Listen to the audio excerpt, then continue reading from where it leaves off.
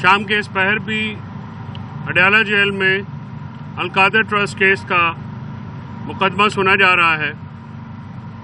میں نے جج صاحب سے گزارش کی ہے کہ شدید ٹھنڈ ہے اور اس ٹھنڈ کے ماحول میں باہر میڈیا والے بھی اور اندر وکلاء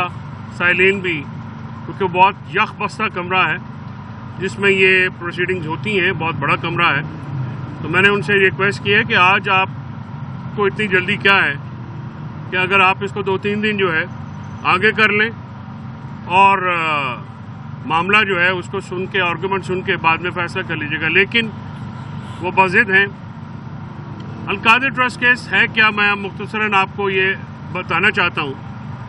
القادر ٹرسٹ کیس بنیادی طور پہ ٹارگٹ کیا جا رہا ہے عمران خان صاحب کے سوشل ورک۔ عمران خان صاحب کی طرف سے غریبوں کے لیے، پاکستان کی عوام کے لیے جو کام کیا جا رہا ہے 30 سالوں سے، اس کو ٹارگٹ کرنے کا ایک سوچا سمجھا منصوبہ ہے۔ یعنی ایک دیہات کے اندر، میرے اپنے ضلع میں چھوٹے سے گاؤں کے اندر، وہ القادر ٹرسٹ جس میں سیرت النبی اور نبی پاک صلی اللہ علیہ وسلم کی زندگی اور حیات کے اوپر جو ہے لوگوں کو یہ تعلیم دی جانی ہے، اس ٹارگٹ کو جو جہاں پہ 100% لوگ فری پڑھتے ہیں، القادر ٹرسٹ بنایا گیا سیرت النبی کے لیے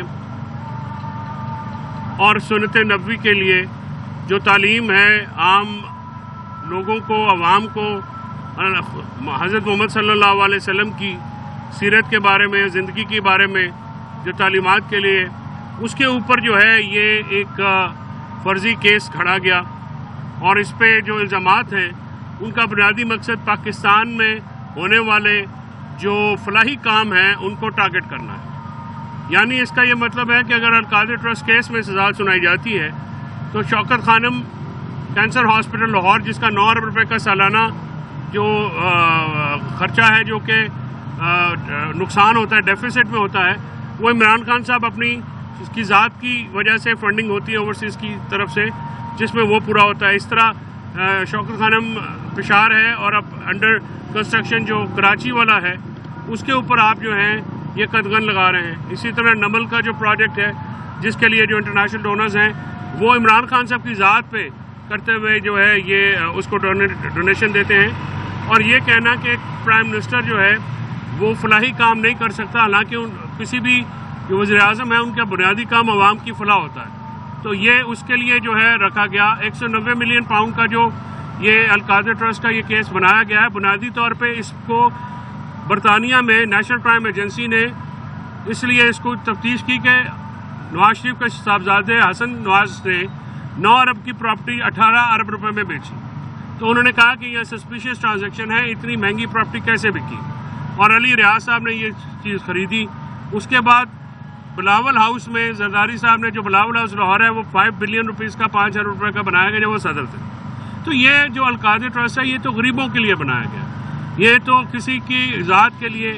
1 ٹکا نہیں جاتا، نہ عمران خان صاحب، نہ ان کی فیملی، نہ ان کی زوجہ اس سارے کیس میں سے ایک، اور یہ پروسیکیوشن کا ایویڈنس اس سلسلے میں خاموش ہے کہ یہ کرائم پروسیڈز ہیں،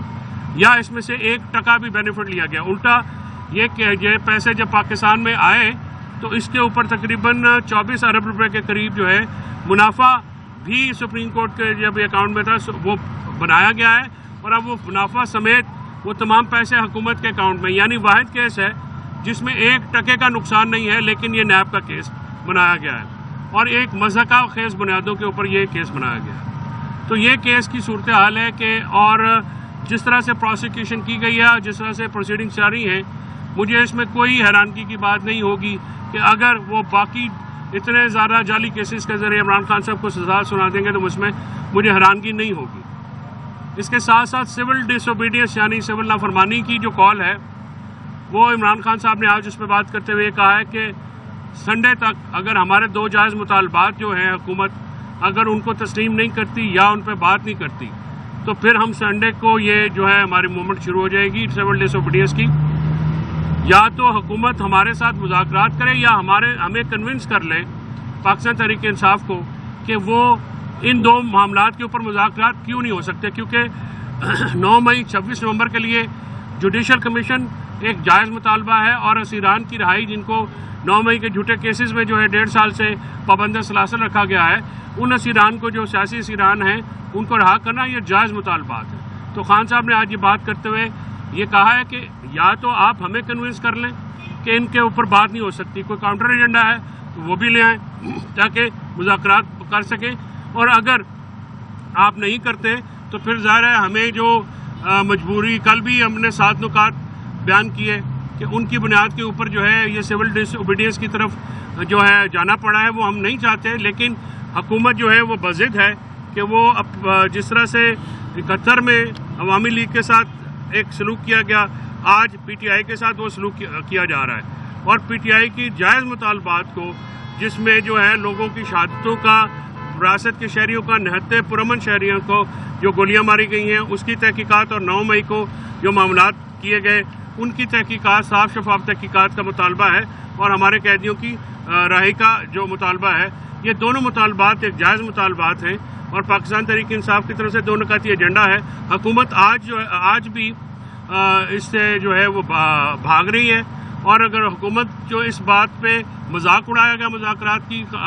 بات کے اوپر کہا گیا کہ گھٹنے جو ہیں وہ ٹیک دیے گئے ہیں، جب ہم نے کل ان کو یہ آفر دی کہ ہم چند دن کے لیے موخر کرتے ہیں تو اس پہ بھی ہمیں ہماری کمزوری سمجھا گیا۔ اس کے ساتھ ساتھ کل جو ہے مذاکراتی ٹیم کو عمران خان صاحب نے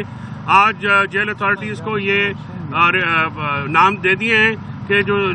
ان کی مذاکراتی ٹیم ہے پاکستان تحریک انصاف کی، ان کو جو ہے وہ جیل میں ملاقات کے لیے کل وقت دیا جائے، اور آپ دیکھتے ہیں کہ حکومت جو ہے وہ کتنی سنجیدہ ہے کہ وہ اس معاملے میں جو ہے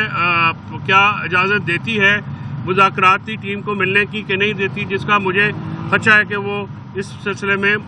جو ہے اجازت نہیں دیں گے، کیونکہ حکومت جو ہے وہ مسلسل ایک فیئر فیکٹر کے اوپر چل رہی ہے، اور مسلسل ایک جو یہ کیوس ہے، پولیٹیکل کیوس ہے ملک میں، ایک اکانومی کا جو کیوس ہے، لا اینڈ آرڈر کی جو سچویشن ہے، اس کے اوپر جو ہے عمران خان صاحب یہ کہنا ہے کہ حکومت کیونکہ اس کی بینیفیشری ہے، وہ اس کے